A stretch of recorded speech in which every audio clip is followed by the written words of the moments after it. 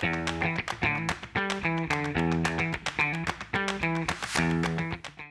everyone, this is Shruti from Document 360, the co-organizer of this webinar. Thank you for joining this session today. Today we have Sriparna Saha, Associate Director, Technical Writing at Razorpay, here to speak and share insights on the topic, latest trends in technical writing. Sriparna is a technical writer with 2 decades of experience in technical documentation. She has been in a leadership role for approximately 10 years, leading the tech writing function, curating content strategies, and collaborating with cross-functional teams to deliver best-in-class user documentation. She is also an active member of ITCI, TechWrite Pro, a community for coaching, mentoring, and presentations. After this presentation, there will be a Q&A session. So I would request to key in your questions on the Q&A platform here so that the speaker can answer those. Thank you. Sriparna, you can start the presentation now. Hey, hi, Shruti. Thank you for that beautiful introduction. Hello, everyone. Uh, yes, I think I have been already introduced, and without wasting any more time, we'll straight away jump into today's topic, a very interesting one, talking about the latest trends in the tech writing industry. And we have, a bunch of them, but I'm going to talk about the top 5, which are really making waves and can be a game changer if we start using it in our content strategies. So without much ado, let's start talking about these trends. Okay, so what is trending? What is trending? So we're going to talk about the top 5 trends. The first on my list is use of AI. Then I'm going to talk about media-rich documentation and interactive content, data-driven approach, user-centric content design, and content personalization. Let's go one by one. So, talking about AI, I think we all know that AI has finally arrived, and there is no denying to that. And we have started using it, we have started the implementation of AI in the various spheres of our life. And rightly so, it has also entered into technical writing. And we're going to talk about the very basic, simple use cases where AI can be leveraged to a large extent. So, but if you look at this, AI can be used in two broadly in two ways. One is when we create content, right? In the entire content creation life cycle, we can make use of AI. And the second is how AI has found place on our documents itself. So, talking about the first broad category about how AI can be leveraged in creation of content. Well, we can use AI for doing research for authoring. Now, what I mean by that, whenever we start writing anything, right, we have to do a little bit of research. We can't just rely on the PRDs that are provided to us by the subject matter experts or the product managers. We have to do our bit of research. Now, whenever we have to do that research, the most common thing we do is go and check out that particular information or try to find out information about that particular topic on Google, and then browse through the multiple websites and find out the right one which really fits my requirement, read through that, understand it, and then gather information and use that content in our articles when we start writing. The similar thing can be done using the various AI models in a much more faster way, much more efficient way, and I'll show you a quick example of that. Now, let's say I have been asked to write about POS devices. Now, like I said, that I work for Razorpay, and we offer payment solutions to our businesses, to Indian businesses primarily. Now, POS devices, as it stands for point of sale devices, you must have seen those POS devices on the business when you go shop for something in a shopping mall. You go and swipe your card, or maybe you enter, there is a QR code that you scan, and then you enter your OTP and you're done with the payment. So we are talking about those POS devices. So Razorpay has come up with a new offering of POS devices, and I have been asked that, okay, why don't you have to write a whole lot of documentation about POS, and to start with, you have to talk about what is POS. Now, I've explained you POS, right? Now, when I have to document POS, I have to write it in English. I have to give it in a proper definition, description, something that makes sense to a layman also. So let's quickly do this. Let's say I go to Google and I say, what is a POS device? Yeah. So you can see there are a bunch of sites that show up right now. When I'm doing research, I have to go look at these sites and maybe look at the other information, and then I can look at images, I can look at videos. There's a whole lot of resources for me. I have to make sure that I read through the ones which make sense to me and extract information. Now let's do the same thing using an AI model. I'm using ChatGPT, and I say, what is a POS device? And it has started generating the content, right? And it is actually taking all the resources, the information it is pulling are all from these websites which Google is listing. It is listing down, or it is gathering, it is paraphrasing information from all of this, and it is showing information to me. If I want more information, I can continue to write more direct question, more better prompts, so that I get better responses. But I think this is a good thing to start with, isn't it? Instead of this, where I have to really go through it and read through all of that, this is a good place to start to understand what is a POS. I can get a simple definition. I can understand what all comprises POS, what are the different components, what are the features.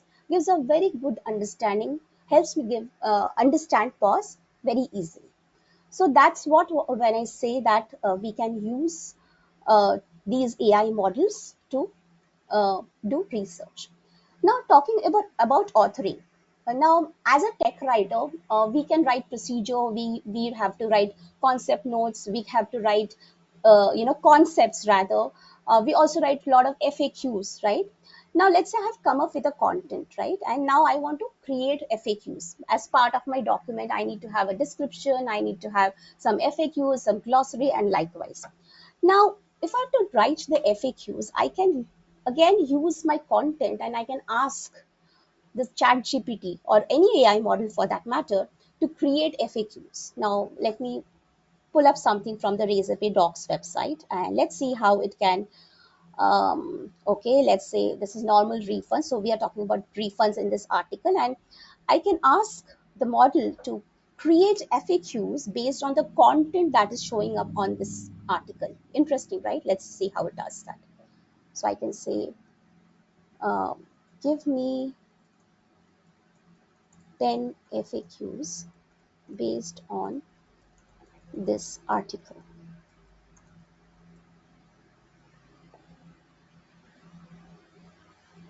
And it is generating FAQs, right? And this is so fast, so easy, so efficient. Again, we don't pick up information, whatever the AI models generate. I think by now we are all aware of it, that there are times when it doesn't give us the right information. It is always a good practice. We must always make sure whatever information these AI models are giving, we always verify it with the right sources, get it validated by our technical SMEs, give our own personal touch, because again, most of the time the content, when you look at the content, if you lift the content right from these AI models and use as is, it is very easily understood this is machine generated content, and obviously we don't want to do that, right?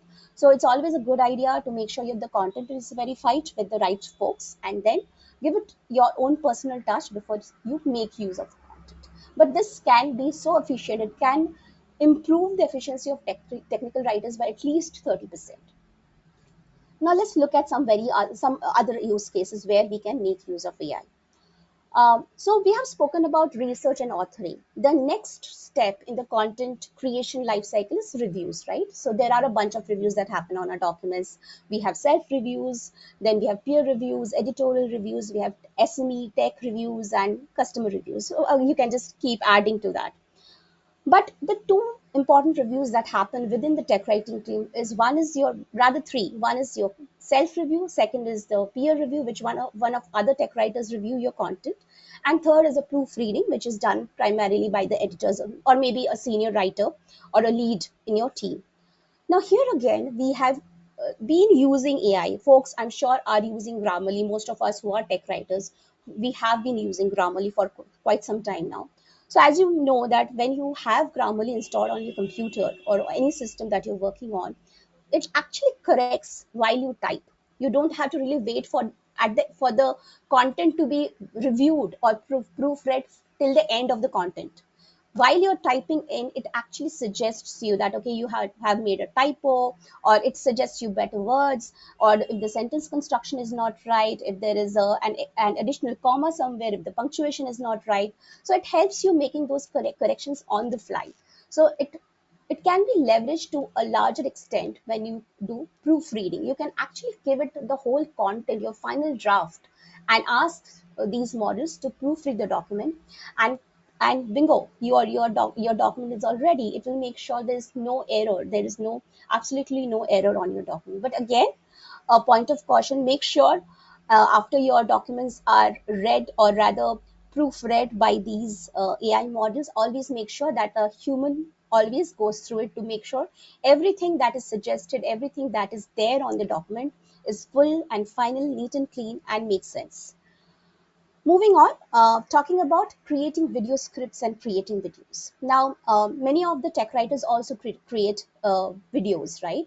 And folks who have created videos, I'm sure they will agree with me that creating videos is quite exhausting, um, because there are a lot of steps involved in it. You have to come up with a script, then you have to record the videos, then you have to go through the usual cycle of reviews, some 3 to 4 rounds of reviews, incorporating the review comments, then you come up with a final cut, and if you have a voiceover, then there's one more additional step to that, and all of this takes a lot of time. But if you ask me, the toughest of this is getting a video script created, because that's also the first step. Now, let's say, going back to my POS example, I can ask ChatGPT to create a video script for POS, and it will help me coming up with that video script. Let's see if it can do that. So I can say, write a video script explaining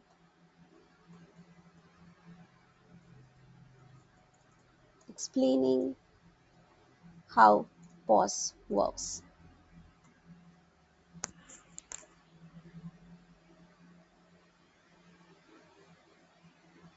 See, it is actually talking about how what is a POS device, and it is also talking about the components, the different scenes, the different slides of your video, right? The different frames of your video.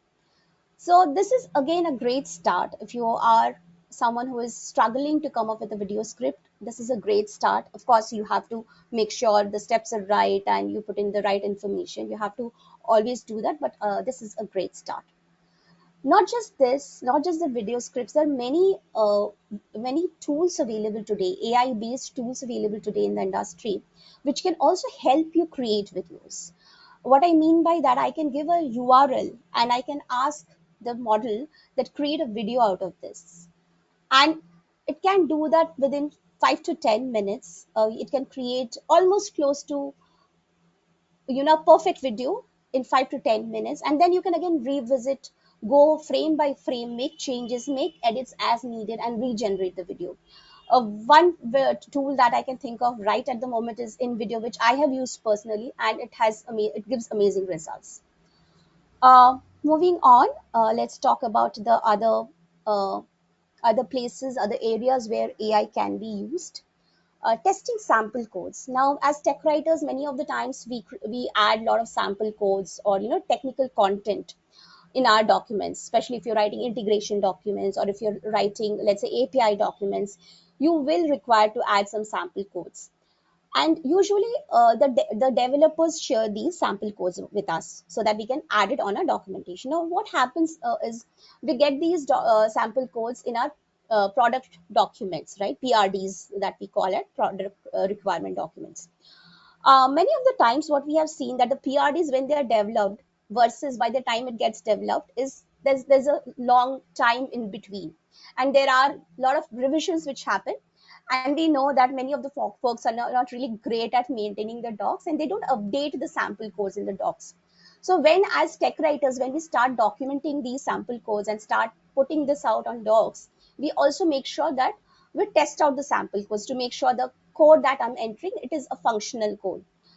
uh, Now, as tech writers, uh, we can test out the sample codes, but it is difficult for us. If there is an error, it is difficult to know what is going wrong.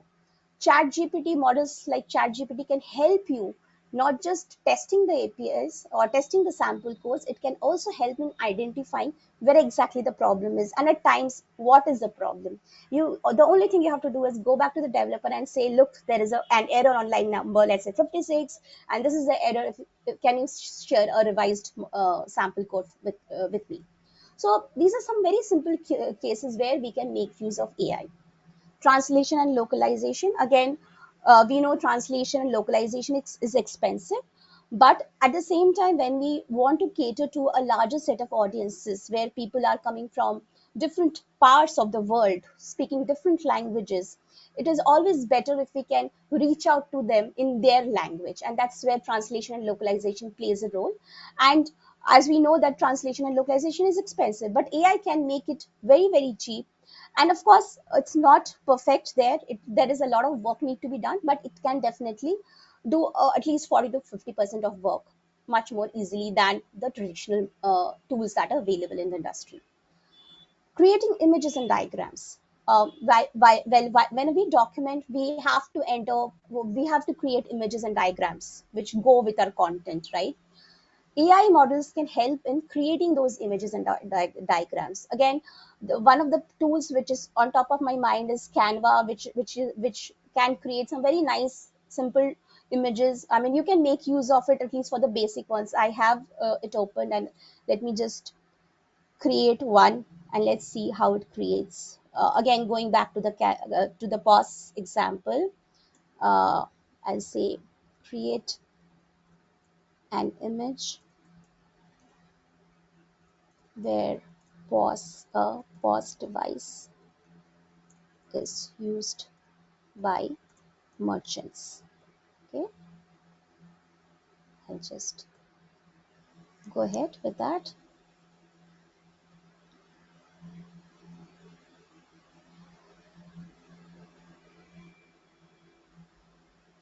See, so with the help of these images, you can actually share this with your product designer, and you can say that, look, I have already done the basic research. I want an image around this, right? So this can make your works move so much faster, because you don't really have to wait for days altogether, them to come back with a concept, then you go back and review it. All those things can be cut short with the help of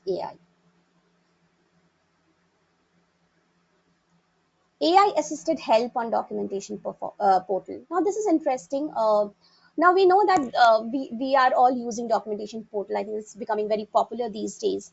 And there are many companies who have so many products, and that the documentation portal becomes very complex, quite difficult to navigate through and find the right information. Now, how do companies handle this? How do they make sure that so much content is available, but how do users get access to the right content? Here again, many of the organizations have started using AI assisted help. I think even Document 360, we just saw that video. Even Document 360 has Eddie, which can actually help in answering questions. If you put Eddie on your documentation platform, it can help answer your queries. Again, I'll just quickly go to one of the websites which has made use of this. Let me ask, what is a payment gateway?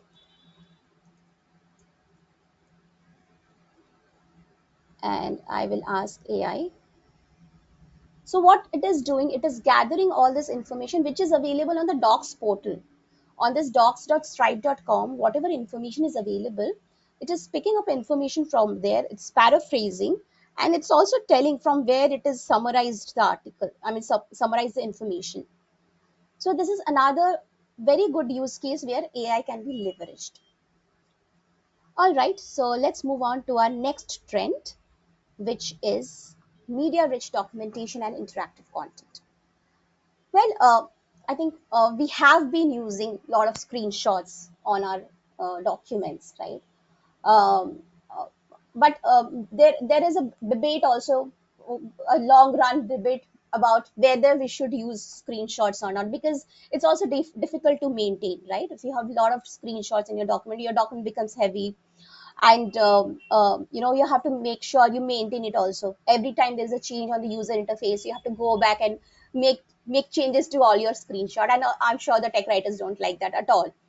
But if you go and talk to a user, if you go and talk to a product a manager, if you go and talk to a sales rep, they will vouch for screenshots. They say you must put screenshots. They are so easy to explain.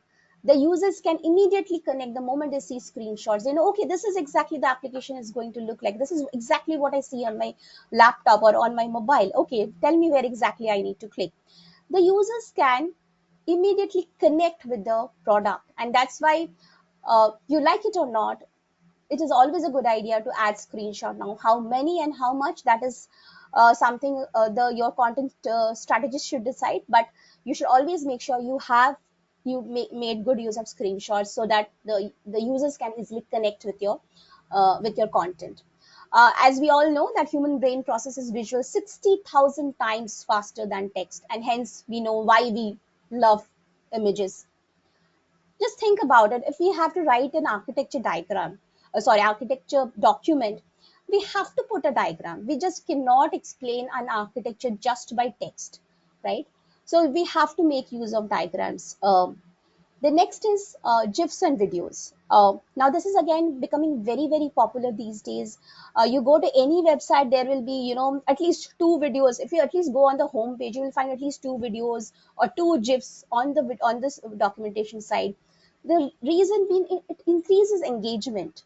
I mean, who likes to read text, right? Especially these days, everybody wants to see things in action. So with all of that, we know the information processing improves, the retention improves, and your documentation becomes much more visible.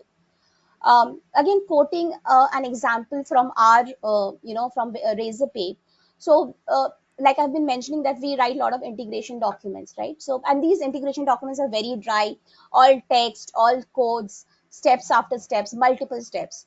So, our integrations team, they came running to us and they said, "Yeah, please help us out, because there are like tickets, we're just not able to control the tickets. There's so many tickets coming, and some are very basic queries. They're all there on the documentation side, but people are not ready to read.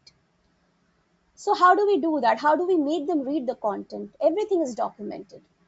Then we thought, okay, let us create some videos, and we started creating videos, and we immediately, the moment we started posting videos, like I said, video creation is a long process.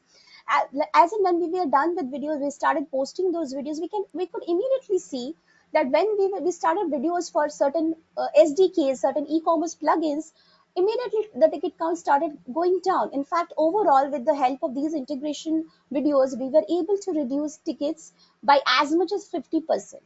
Isn't that amazing? And there were a few e-commerce plugins where the ticket counts went down by as much as 80%. There were only some very difficult questions which used to come to the integration teams. They were not even required to reach out to the integration teams. They just used to watch the videos, integrate the Razorpay payment gateway, whatever products they were using, and they were done. Talking about interactive content. Now we have spoken about screenshots, we have spoken about images, diagrams, and GIFs and videos. Interactive content is one step further, where we engage the user with the content. So we are first trying to get their attention, and now we are involving the audience. We're making them use certain things on the documentation platform. And with that, we have seen that interactive content can gain as 2 times more engagement than static content. I will give you another example from, you know,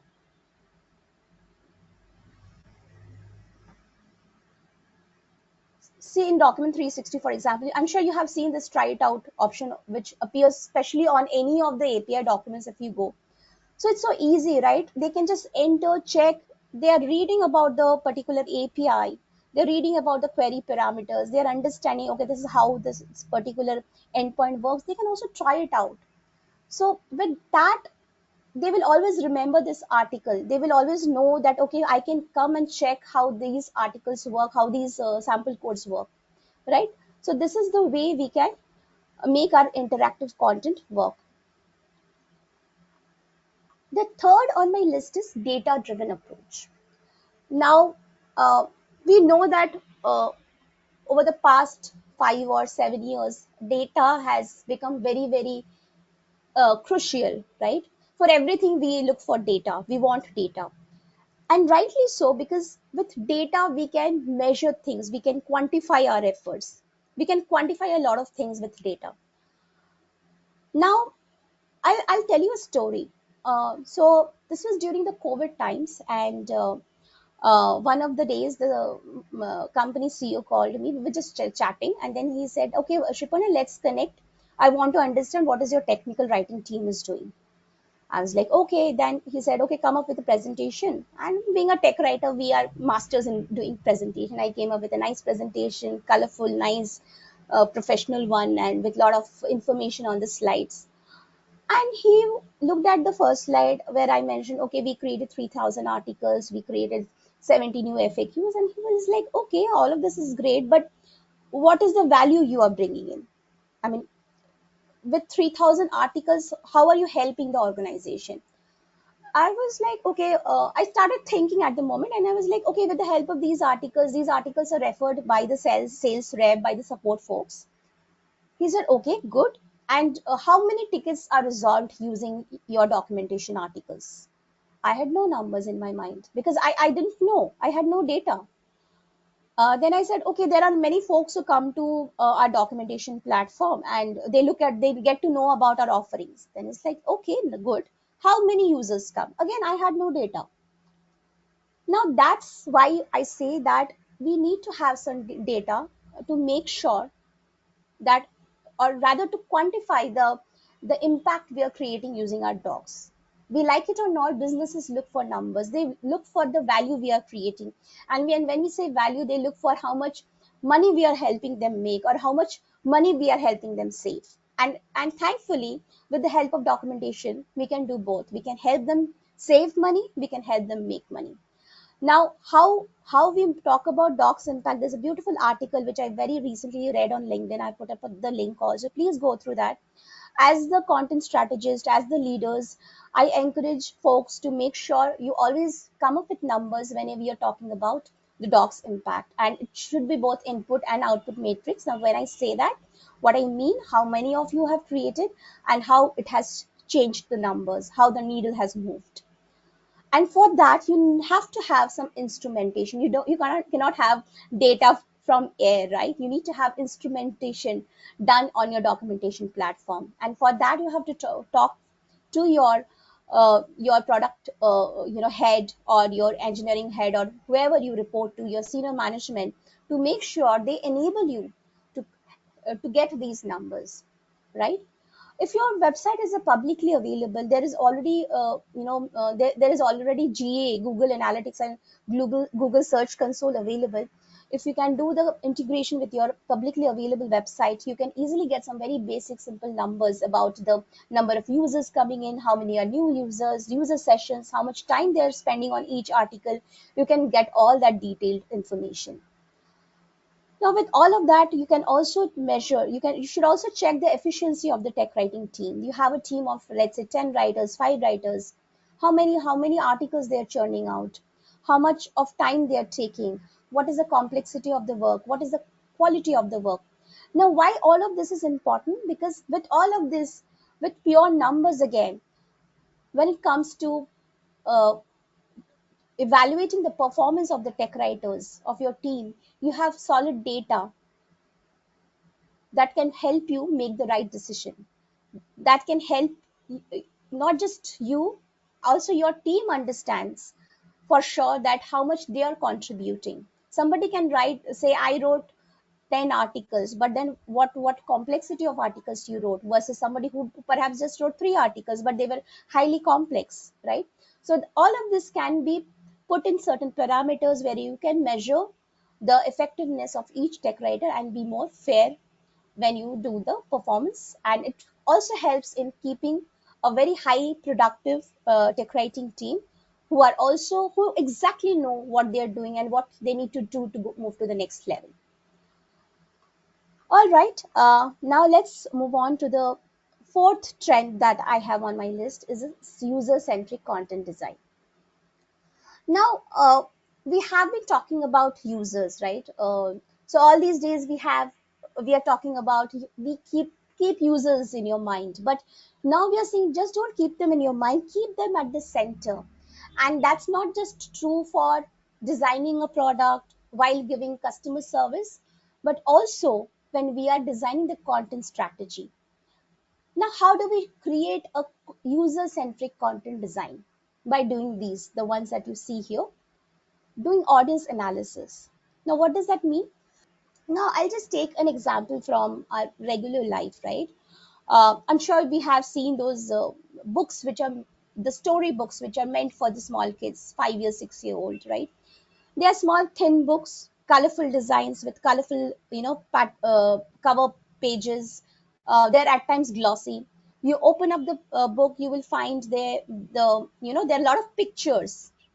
Four sentences, one picture. Four sentences, one more picture. That's how these storybooks are written, right? And another thing, if you notice, the font size is dark black and they're big in size. Because look at the audience, you're going to give it to your kids who are 5 to 6 year old. You have to gain their attention. You have to make the storybook look interesting. Then only they will go and read it. Versus, let's say, if you go and pick up a novel, maybe meant for adults, they're usually almost boring cover pages, and if you start looking at the pages, there are hardly any images, hardly any pictures, small font size, right? Because the audience is different. Similarly, when you are designing your content, you have to analyze who are you writing for. Again, going back to Razorpay, let's take the example of Razorpay. We have three sets of audiences. We have developers for whom we have the integration and the API documents. We have business users. Business users are again categorized into two categories: people who are already using Razorpay and people who are exploring Razorpay, two different categories. And then there is another third category, third broad category, which is our internal Razorpay folks who are looking at Razorpay docs to help merchants, to help businesses. These are primarily the sales representatives, the business heads, the integration folks, the support folks who are continuously referring to Razorpay docs to help the merchants, right? So now once I've understood that these are my three categories, I have to now do user research. Now what I mean by user research, now try to understand each of your audience. Now understand how the developers look at your article, what kind of information they look at. Then you look at your business users, what kind of information, how they browse through it, what is their user journey. Now, again, to give you an example how this is different for different users, when we did this user research for Razorpay, we found that the business users were the folks who were okay to explore information. They were coming here to look at information, browse through, they will browse through your website, go to different parts of it. Versus when a developer comes on the website, they are on a job, they are trying to integrate, they are stuck somewhere, they're here to find information, they're not in the exploration mode. They just want to come here, find the information, do a quick search, look for the sample code, look for the information that, okay, what is the meaning of this particular endpoint, or what is this endpoint supposed to do, or a certain parameter. They will just quick look for the information, done, and then they leave the website. That's the user journey of the two different audiences. So it's important that we understand the user journey, because based on this user journey, this will be extremely helpful when we design our content, when we decide how our website will look like, what are the components I will use, where exactly I'll place the component. I'll just give you an example of what we did for Razorpay. For example, now this is our Razorpay homepage, right? And these are the product pages that we say, where it talks about all the offerings that we have. Let's say payment gateway, it talks about the payment gateway and all of that, right? Now this is how we have designed it for a business user. So we have business users coming to these pages, and we know they are in, when they come here, they're okay to look through these. So we have given them a left navigation, we have given them a search where they can search for information, and then these are the interactive elements we have added. for them to start exploring information. Now, versus if somebody is on an API reference, which is meant for developers, we have just one level of left navigation because they are here just to find information. They are on orders, for example. They can see the endpoints. Now, let's say I want to check create an order. I can see the sample codes here. I have all the sample codes written over here. I have Postman link. I can run it from Postman. I can copy the code. I can check the success and failure.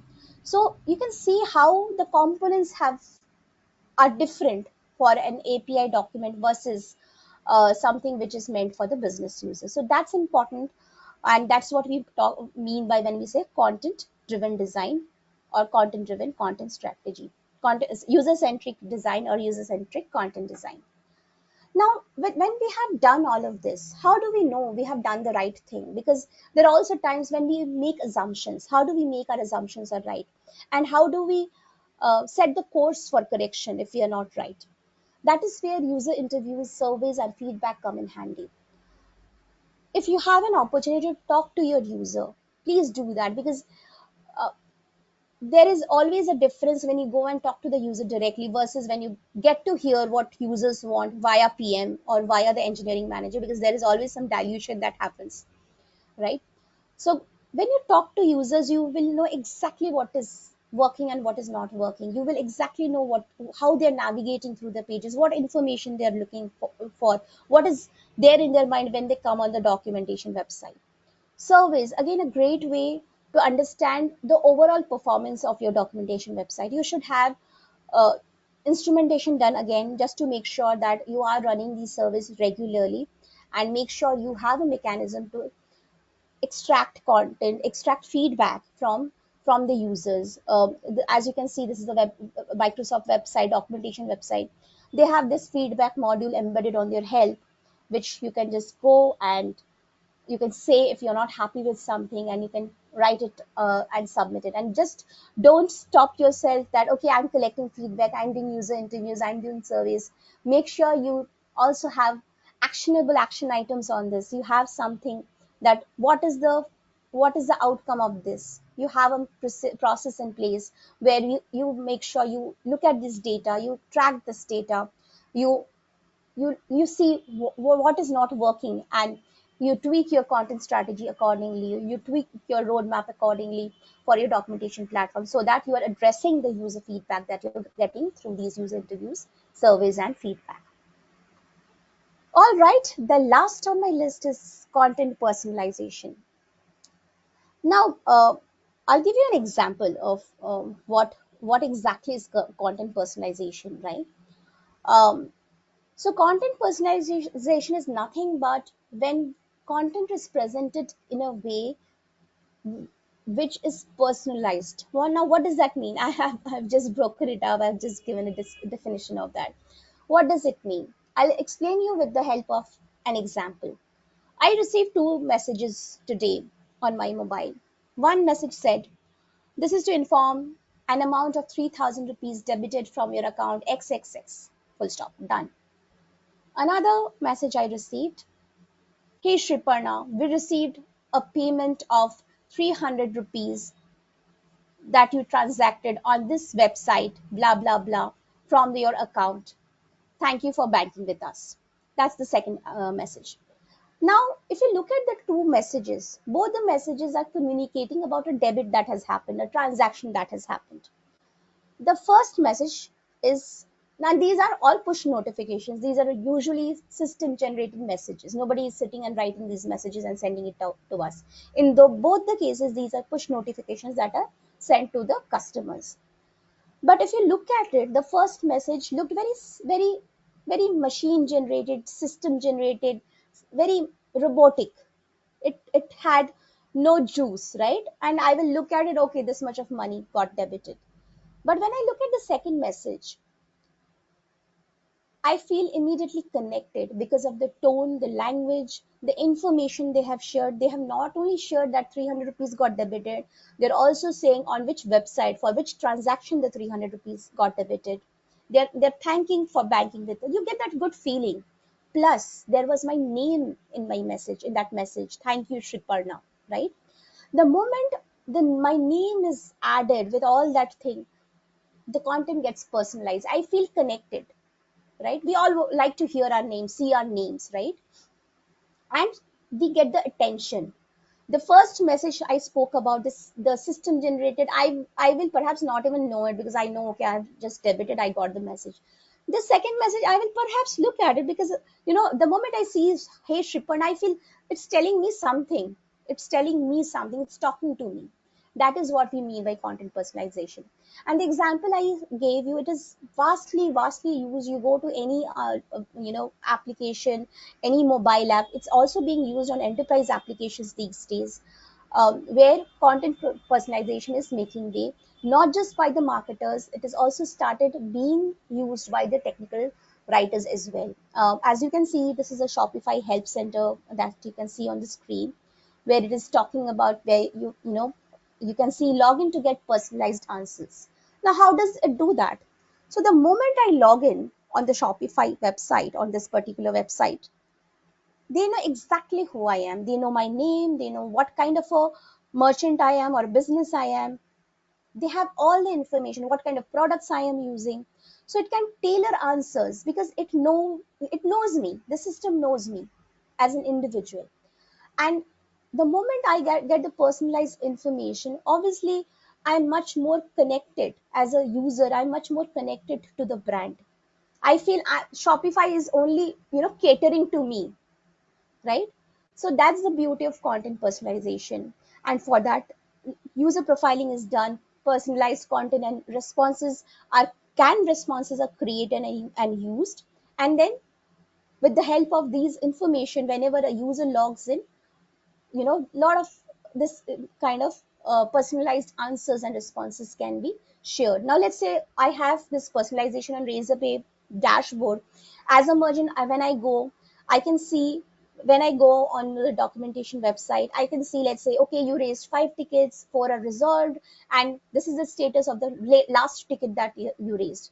I am getting information then and there. I don't have to even reach out to the support folks. Then let's say I get information about, okay, this was your last transaction that you did, or this was the last settlement that happened on your account. And then it says, okay, we see you are a small merchant and we have recently launched product XYZ, would you like to give it a try? So what I'm doing, I'm also upselling, or rather cross selling the product, right? I'm letting the merchant know that, okay, there's a new offering, go check it out. So that's how content personalization can not only delight the user, it also helps the businesses. It can help in getting more traction on their product portfolio, right? So that was about content personalization. I hope this was helpful. Thank you, Sriparna, for sharing your insights and answering our queries. On behalf of entire Document 360, I thank everyone who joined the session and hope it was a great session for you all. Thank you. We'll be back again with yet another session soon. Goodbye.